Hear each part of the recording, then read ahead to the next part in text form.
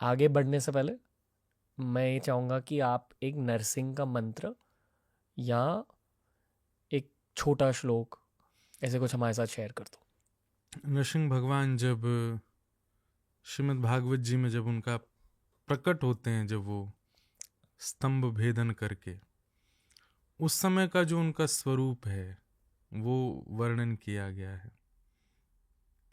सत्यम विधातुम निज भृत्य भाषितम व्याप्तिम च भूते स्वखिलेषु चात्मनः अदृश्यतात्यद्भुतरूपमद्वहं स्तंभे सभाया न मृगम न मानुषम। बोलो नृसिंह भगवान की जय। जय। वाह। सत्यम विधातुम निज भृत्य भाषितम, जो परम सत्य है। व्याप्तिम च भूते स्वखिलेषु चात्मना, इस पृथ्वी पर हर कण में जिनका निवास है। अदृश्यतात्यद्भुत रूप मद्वहम, जो अभी तक अदृश्य थे परंतु अब एक अद्भुत रूप में प्रकट हो गए। कैसे? स्तंभे संभाया न मृगम न मानुषम, खम्भ से कैसे रूप में प्रकट हुए? बोले ना तो शेर ही हैं और ना ही मानव हैं, दोनों का मिलित स्वरूप है, इसलिए उनका नाम है नरसिंह। ऐसे नरसिंह भगवान को प्रणाम। हमने अंधकार की बात करी, हम्म, थोड़ी बहुत महाभारत की बात करी, जी। पर बात करनी थी नरसिंह भगवान की। हम्म, ये लिंक्ड है, अंधकार और नरसिंह भगवान लिंक्ड है। पर ब्रह्म परमात्मा हर जगह अंधकार के विनाश के लिए लिंक्ड ही है, चाहे वो नृसिंह के रूप में हो, चाहे वो राम रूप में हो, परशुराम रूप में हो, कृष्ण रूप में हो। पर नृसिंह एक स्पेसिफिक जगह इसलिए रखते हैं क्योंकि इस पृथ्वी पर आने वाला सबसे पहला अंधकार ही हिरण्यकश्यप था। सबसे पहला राक्षस, मानसिक अंधकार जिसको हम कहें, वो हिरण्यकश्यप ही है, जिसके वध के लिए भगवान नृसिंह आए हैं। इसलिए हम ऐसा कह सकते हैं कि अंधकार से सबसे पहला connection linked up Shri Nrisimha भगवान है। क्या आप 30 सेकंड के अंदर नरसिंह भगवान की कहानी सुना सकते हो? Let's try. प्रहलाद जब अपने पिता के पास गए और पिता ने जब प्रहलाद को देख करके यह कह दिया कि आज तेरे परब्रह्म को पहले मारूंगा, और तब प्रहलाद को धक्का दे करके कहाँ है तेरा हरि, मुझे बता। तब प्रहलाद ने कहा प्रश्न गलत है पिताजी, प्रश्न ये पूछिए कहाँ नहीं है तेरा हरि, वो सब जगह विद्यमान है। खम्बायु अग्निम सलिलम महिम च, अच्छा सब जगह है तो क्या इस खम्भ में भी है? बोले हाँ है। तो ठीक है, पहले तेरे हरि को ही देखता हूं। ठाकुर जी वहां नहीं थे, पर प्रहलाद के विश्वास से जैसे ही खम्भ भेदन किया, भगवान नर हरि नृसिंह बन करके प्रकट हो गए।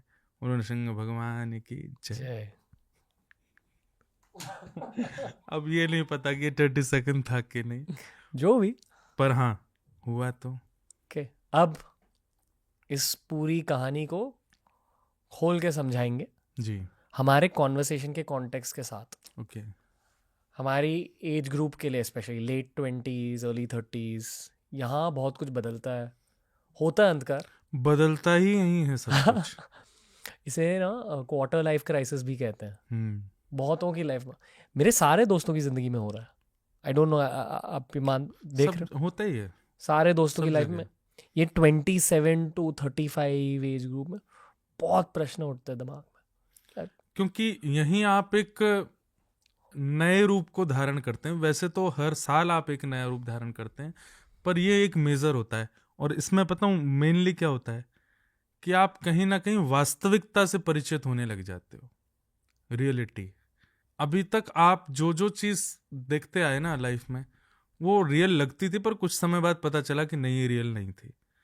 पर आफ्टर 27 आपको जो दिखता है, तब आपके मन में आता है कि ये भी उसी की तरह रियल नहीं होगी, पर वो कांस्टेंट हो जाती है, वो रियल ही रह जाती है।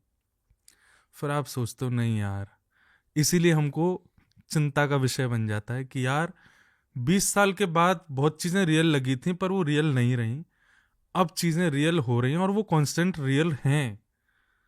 तो मतलब हम 26 साल की उम्र तक तो कुछ पता ही नहीं था हमको, उस बात का दुख होता है। और जो चीज़ें रियल होती जा रही हैं उस बात की घबराहट होती है, और क्या क्या रियल आने वाला है।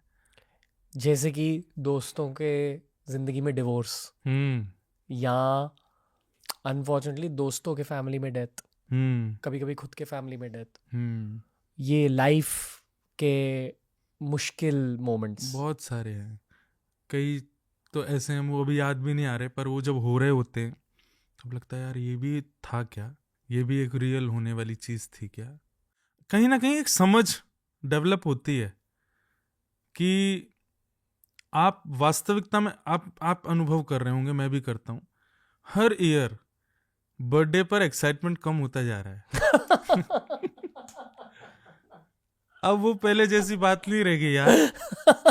कहाँ पूरे साल वेट होता था, अब तो इतने महीने रह गए, इतने दिन रह गए, और कुछ एक्सपेक्टेशंस हैं कुछ लोगों से कि वो मुझे विश करेंगे, घर वालों से है कि ये मेरे लिए ये लाएंगे। अब वो जैसे जैसे 26 क्रॉस होता जा रहा है वो एक नॉर्मल डे की तरह हो गया है। इवन नॉर्मल डेज भी अच्छे जा रहे हैं, वो नॉर्मली जा रहा है।